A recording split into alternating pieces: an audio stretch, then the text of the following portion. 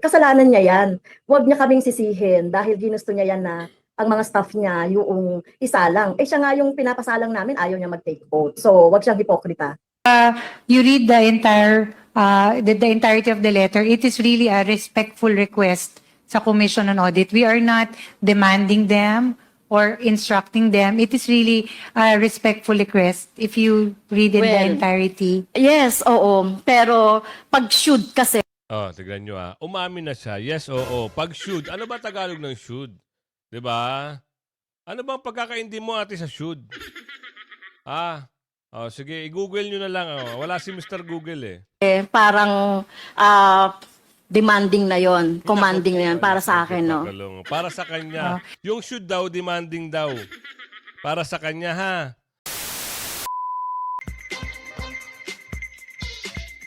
Yes, yes, yes. Magandang umaga sa inyo mga kasama. At muli si Kuya Goods nagbabalik. At kung hindi ka pa nakasubscribe sa ating channel, pa-subscribe na lang po at hit mo na rin yung bell para updated ka sa ating mga video. Oo, grabe. Ano? Hindi ho si Ate Sara ang dapat humarap at magpaliwanag sa mga tao. Kundi ikaw. Oo, ikaw. Ikaw ang dapat magpaliwanag kung saan mo dinadala ang pondo ng bayan. Di umano. Oo, puro na lang, puro ayuda, ayuda, ayuda ang nangyayari. Oo. Isang linggo, wala na yung ayudang binigay. May kasunod pa ba? One time, big time lang yung ayuda na yan. Anak ng bugi, ho. Isang maliwanag na, naku po, kung sino yung nagsasalita dito. Pero bago natin simulan ng ating talakayan at reaksyon, isang like, isang share, all good sa po tayo dyan, i-like yung video at share. Eto, sinabi rito, hinamon daw Nino. Kung sino yung sasalta at magsasalita dito, hinamon si Ate Sara na humarap at manumpa at magpaliwanag. Naku po, wala na ho kailangan ipaliwanag si Ate Sara. Alam na ho ng taong bayan kung ano. Hindi ho sila dapat magpaliwanag sa taong bayan. Bagkus ay dapat kayo di umano ang kailangang magpaliwanag kung saan nga anong nangyari doon sa mga milyon-milyon, bilyon-bilyon di umano. Anak ng bugi. Ikaw na nga magpaliwanag. Ipasok mo ate. Ano bang meron dyan?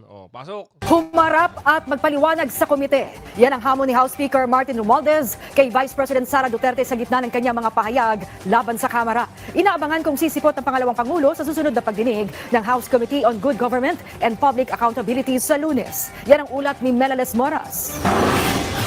Hinamon ni House Speaker Martin Romualdez si Vice President Sara Duterte na humarap na lang sa pagdinig ng House Committee on Good Government and Public Accountability at magpaliwanag ukol sa isyu ng umano'y maling paggamit ng kanyang pondo. Yan ay bilang tugon sa pahayag ng Vice Presidente na naaawa na siya sa kanyang mga tauhan na nadadamay na sa mga umano'y paninira at pamumulitika sa kanya. Sabi ni Speaker Romualdez hinggil sa mga pagdinig ng Kamara, mas makabubuti kasi kung mismong si Vice President Duterte na ang sasagot sa mga isyu kaysa ibang kinatawan ng kanilang opisina ang humaharap kahit wala namang kinalaman. Di dapat na siya sumipot at mag-oath at magsalita at mag-explica kasi lahat ng mga opisyalis niya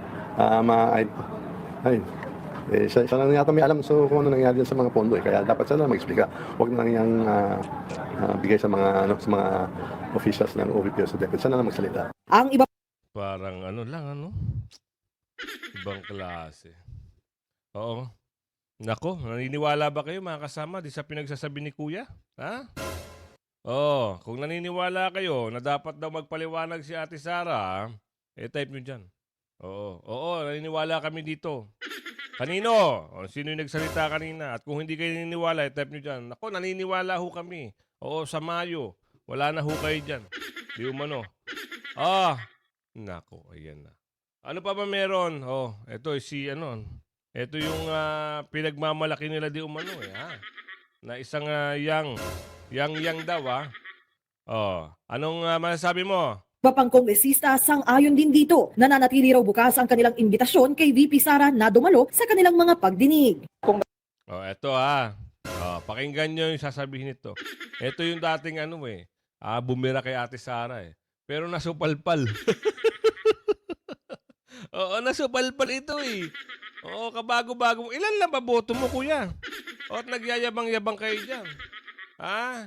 Baka hindi umabot ng 200,000 ang boto mo, kuya eh.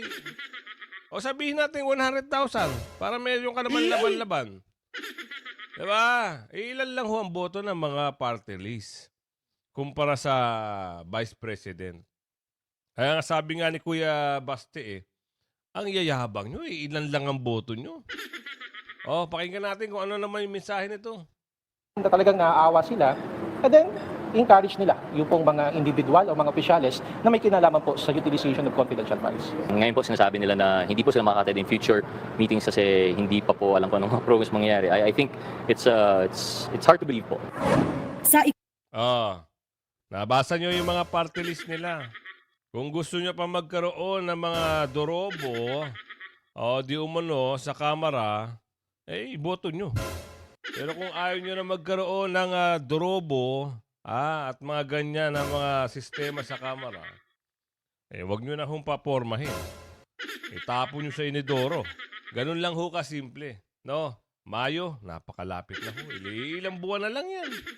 Oo, next week. Ano na ba ngayon? Next week nga. December na. Advance Merry Christmas po sa lahat ha. Nagpapasalamat po pala ako. Kay ate. Sino to? Ate Andrex, salamat po ha. At kay Mama Ruth Cadores, salamat po ha. Maagang pamasko. Thank you po sa inyo ha. Eto na. Ipasok na natin dito sa slide. Ito may sasabihin pa ata ito eh. Patapusin natin kung ano yung mga bibitawang salita nitong mga ito.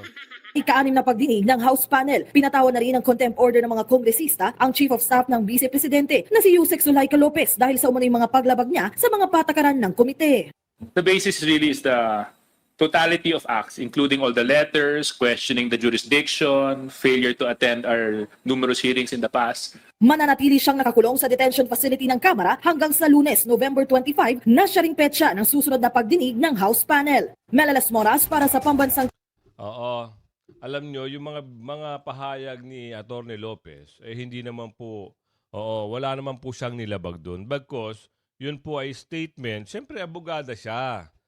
Lahat po ng mga abogada gusto ipagtanggol ang kanilang kliyente. Sa base sa pinag-aralan nila, ganun po ang tamang pagdepensa. Pero kayo, pinipersonal nyo. Ilan kayo? Hindi ilan, marami kayo dyan. Yan ang katotohanan. Nakita nyo, nagsalita na yung founder nyo. Di ba? Hayaan nyo, konting panahon na lang. Yan ang sabi ng ating kababayan. Sabi dito, ang pangalan na to, Loma, Mercedes, Mayo, magkakaalaman ho. Lahat ho ng mga nakikita nila daw di umano na mga tumutuligsa at pilit pinababagsak si Ate Sara, wala ho daw kayo matatanggap na boto. Eto na, ipasok nga natin. Kasi kanina pa to banat ng banat, meron siyang pahayag. Meron siyang matinding pasabog dito. Talaga nagpa-press con pa nagpa-interview ika nga. Akala naman siguro itong matanda na to, sino to? Si Mount Apo. Akala niya siguro, paniniwalaan siya ng taong bayan. Hindi ho maniniwala na ang taong bayan sa inyo dahil kilala na yung mga karakas nyo ate. Di ba ikaw daw ay ikaw daw ay convicted. Ibig sabihin convicted, nagtataka sila bakit ikaw ay nakalaya. Sino ba daw ang pumuprotekta sa'yo?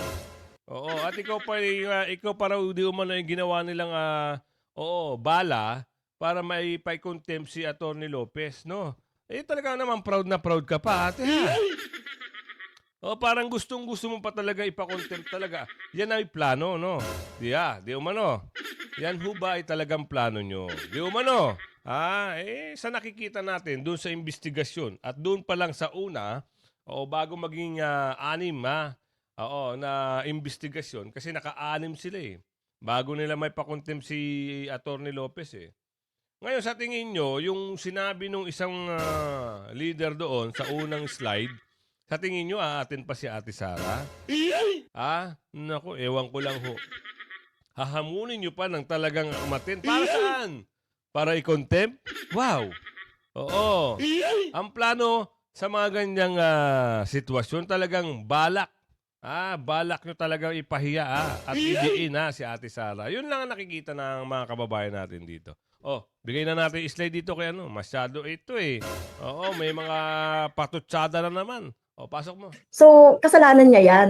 Huwag niya kaming sisihin dahil ginusto niya yan na ang mga staff niya yung isalang. Siya nga yung pinapasalang namin, ayaw niya mag-take oath. So, wag siyang hipokrita. Kahapon kasi ako yung last. Ate, hindi ipokrita si Ate Sara. Baka ikaw. Ang layo ng pagmumukha mo kay Ate Sara. Di ba? Oo, kahit paretoke mo pa yung mukha mo, hindi ka papantay. Hindi ka papantay sa pagmumukha ni Ate Sara. Alam mo kung ilang libo, ilang milyon na yung dirin-diri sa pagmumukha mo saka sa pag-uugali mo, ate. Di umano. Oo, magbasa-basa ka ng mga comment, ate. Oo, baka sabi nga nila, doon ka na lang daw sa Mount Apo. Oo, para daw mas maganda at wala ka dyan. Ayun ang sabi nino. Imelda Hudago. Salamat, Imelda, at nag-comment ka. Yan ang mga patutsada nila. Gusto talaga nila magpa-interview at magbida-bidahan di umano. Para lumabas na sila ay magagaling, matitindi. Naku po ate. Kabaligtarahan ang iniisip niyo. Ang tingin sa iyo ng mga tao, ating mga kababayan, di umano, ay isa kang basura sa lipunan, di umano. Na dapat sunugin at itapon. Yun ang nakikita nila dito. Tuloy. Interpellator. Pero nakita ko kasi for the whole proceedings, mula nung nandoon ako, nakita ko yung talagang pagtatangka talaga ni COS, Attorney Lopez, na magsinungaling. And not until na ipinakita ni DS yung mga sulat niya dun sa COA.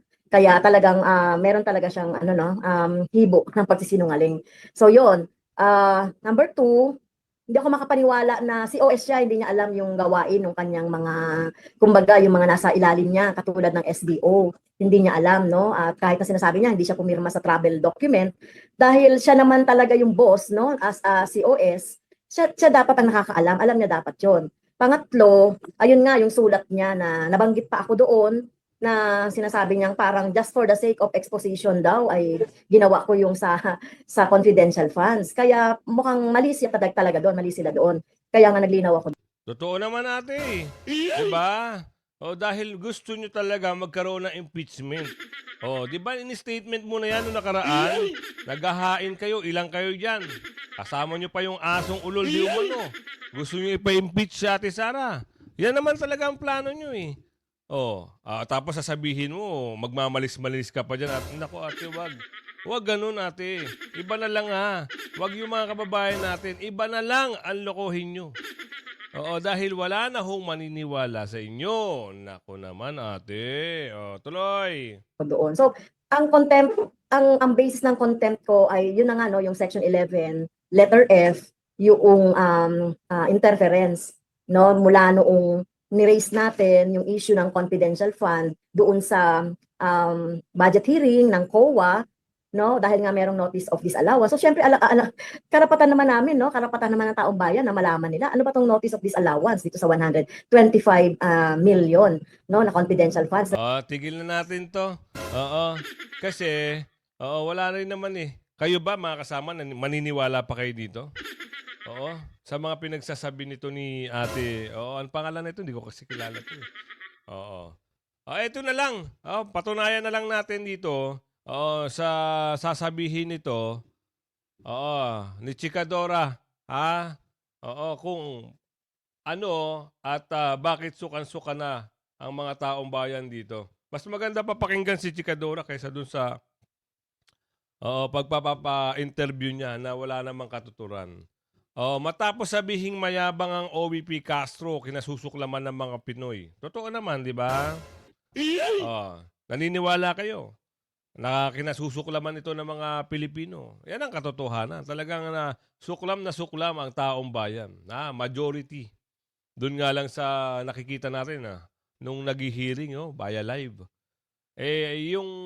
Yung iba naka-close yung comment section kasi talaga namang mababasa mo yung ibang klase. May mga bad words, merong mga talagang hindi mo matanggap na salita. So eto na, Chikadora, chismis mo na, pasok. Saan ka na daw ba nakakita na kung sino ang hinatulan ng husgado, siya pa ang nakapagpakulong sa isang matinong abogado? Hindi na napigilan at talagang sukdulan na ang inis ng taong bayan sa ACT Teacher Party List Representative na si Franz Castro matapos ipasight in contempt ang Chief of Staff ni Vice President Sara Duterte na si Attorney Zuleika Lopez. Sa nasabing pagpupulong ng Quad Committee, bigo nilang mapiga ang Chief of Staff ni BP Sara.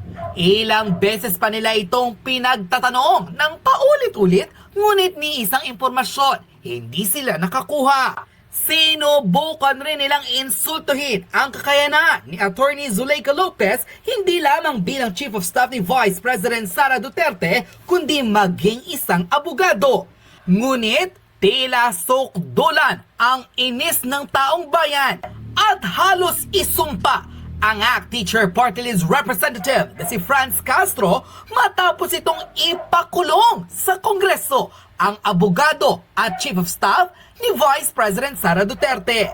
Sa nasabing quad hearing, tila kumbensido raw si Castro na nag-angas o naging mayabang ang opisina ng Vice Presidente nang utusan nito ang Commission on Audit na huwag raw sundin ang House of Representatives, lalo na ang ginagawa raw nilang investigasyon patungkol sa mga issues, partikular na ang confidential fund ni VP Sara.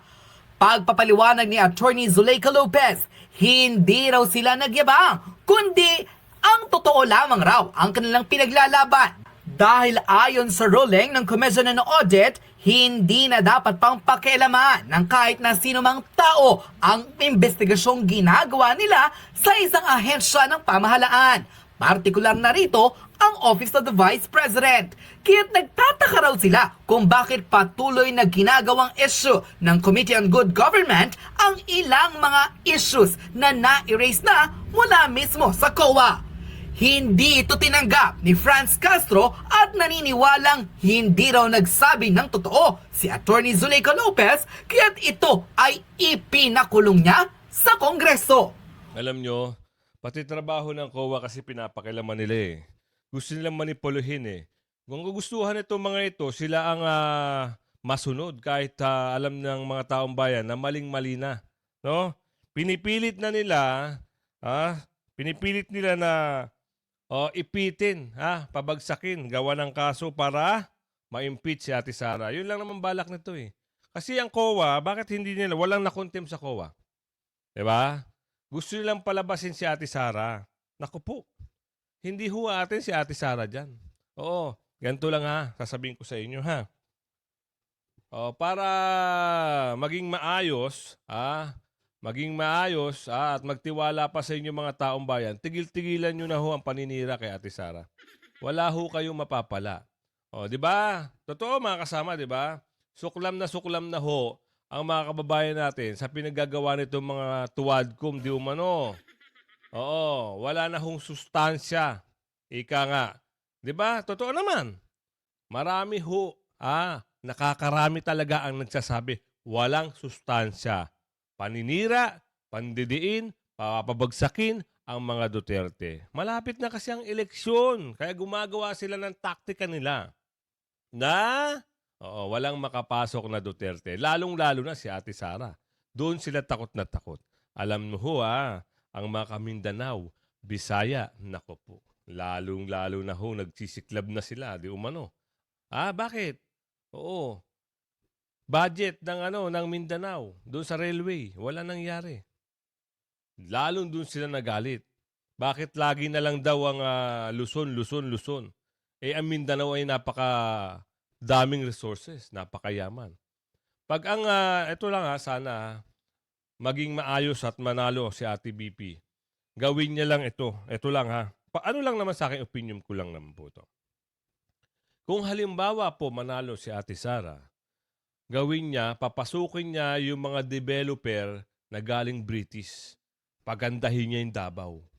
Oo, gawin niya parang Singapore, parang Hong Kong. Oo, ganun gawin niya. Hayaan niya Luzon. Kahit taga Luzon po ko. Oo, hayaan niya Luzon. Gawin niya, pagandahin niya Mindanao. Maniwala kayo sa akin. Mindanao, Bisaya, pagandahin niya. Gawin niyang Hong Kong, gawin niyang Singapore, gawin niyang napakaraming tourist spot po doon. Doon siya magpalagay ng mga malalaking building, gawin niyang Ayala, gawin niyang BGC. Tsak po. Yun po ang magiging sentro. Maganda po. Dito kasi overcrowded na. Diyan sa Pilipinas, overcrowded na po. Pero yung sa katotohanan lang po, pag yun ang nangyari, boom! Boom talaga ang pangalan ng Pilipinas, lalong-lalo na. Pagdating na sa mga, ang Hong Kong ho dati hindi ganun kaganda. Ang Singapore, hindi ganun kaganda. Oo, nahawakan. Dinivelop ng mga British. Ang ganda po, di ba? May sistema, mayroong kalidad yung mga building, yung mga bahay nasa ayos, may kalinisan. Yun na lang ang pag-asa. Yung Bisaya, Mindanao, pagandahin. Pasok natin, Chikadora. Umani ng samot-saring negatibong reaksyon ang naging hakbang na ito ng ACT Teacher Party List Representative, kung saan tila only in the Philippines nga raw ang ganitong mga eksena dahil kung sino pa ang kriminal at hinatulan ng korte, siya pa ang nakapagpakulong sa isang abogado na pilit na idinadown dahil lamang kaalyado ni Vice President Sara Duterte. Kung sino pa raw ang kriminal na tao, siya pa ang nakapagpakulong sa isang matinong abogado. Panoorin ang full video kung saan na high blood ang maraming netizen sa ACT Teacher Party List Representative na si Franz Castro matapos ipakulong o ipasight in contempt ang Chief of Staff ni Vice President Sara Duterte na si Attorney Zuleika Lopez. Ilang mga netizen online napansin na tila tuwang-tuwa pa si Franz Castro sa kanyang ginawa at Ito nyo, kung hindi ba planado, di ba? Ang saya-saya nila. Suportado nila ang bawat isa. Yung makikita nyo rito sa eksenang ito na sila ay nagwagi. Pero mali-mali po yan. Wrong. Yan ang maling ginawa nyo. Yan po ang maling ginawa nyo. Abangan natin sa susunod na eksena kung ano po ang mangyayari. Yung isa nga dyan naglalaylo na Alam nyo bakit? Sir, hindi po isa. 2. Halos 3 na. Yung mga taga Maynila, laylo na po sila. Kasi kada ikot nila, wala hong nagpupunta. Ibig sabihin, doon pa lang ramdam nila ang pagkatalo. Representative, lalo na yung mga representative, mga kasama, Kung alam nyo ang mga pangalan ng mga ito, basta tatandaan nyo, ang party list lang na gusto nyong iboto, ay pumapabor sa mga Duterte. Duterte party list, Panaw party list, ayan po, yan po ang mga dapat nyong isulat sa balota. Kung gusto nyo na maayos, at walang mga kurakot. At walang sisira sa mga, alam nyo na yung mga makakaliwang hagdanan, yan po ay mga sumisira. Kumbaga sa kahoy, sila yung mga anay. Tuloy. nasa pool pa ito sa kamera. Tagpo nila ni Romeo Acop at ni Paduano na tila tuwang-tuwa sa pagpapakulong kay Attorney Lopez, kitang-kita sa mga ebidensya. Isang hirit na lang. Taga-Antipolo. Yung tuwan-tuwa dyan, yung taga-Antipolo. Antipolo yan tama ba? Magdesisyon na kayo sa Mayo. Para wala na kayong intindihin, lalo na pag nanonood kayo ng hearing. Yung mga ganyang style, naku. Oo, wag nyo na lang iboto para mas maganda. Tuloy. Panoorin ang full video.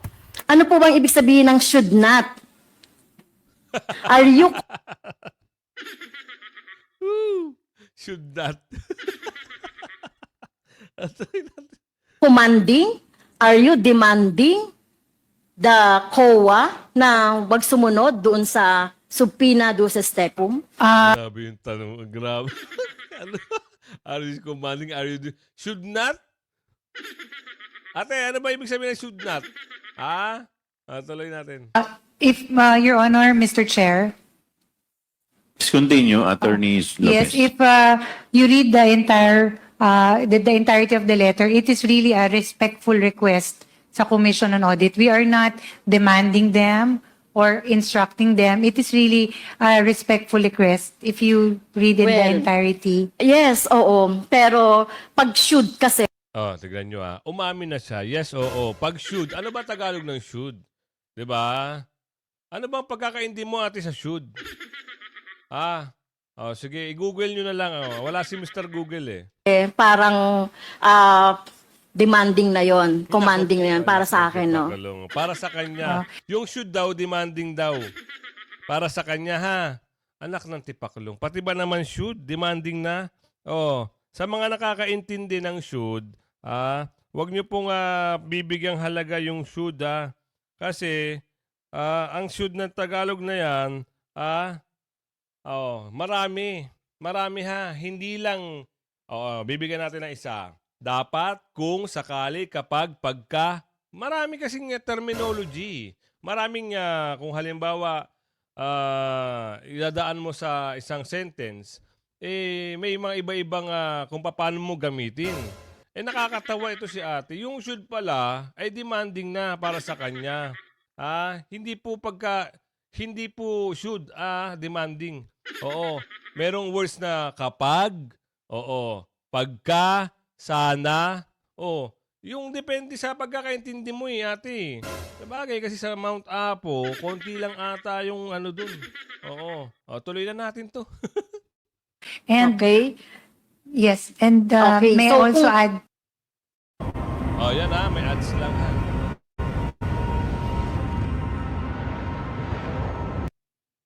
Yes, kung hindi ito demanding, commanding, parang siga-siga ba yung Office of the Vice President na utusan yung OVP? Yung the way ng pagtatanong niya, tignan nyo hindi ho yan yung tamang pag-iimbestiga. Kukunin mo lang yung mga detailing na gusto mo malaman, tapos okay ka na. Gagawa ka na lang ng komento mo doon sa, halimbawa, ino-note mo. Ito parang mali ata yung ito. Pero yung mga ganyan, pambabastos na ho yun. Pampupersa nga di umano. Sa nakikita natin dito sa sitwasyon na ito, tuloy natin. Utusan ang COA na hindi kami sundin ang Congress or House of Representatives? Your Honor, Mr. Chair, hindi po siga-siga ang OVP. It is really just a respectful request, Your Honor, for them to consider our position. Like all position papers filed, ito po yung we feel that these are the issues that we needed to raise. So, Okay. which we addressed to the Commission on Audit.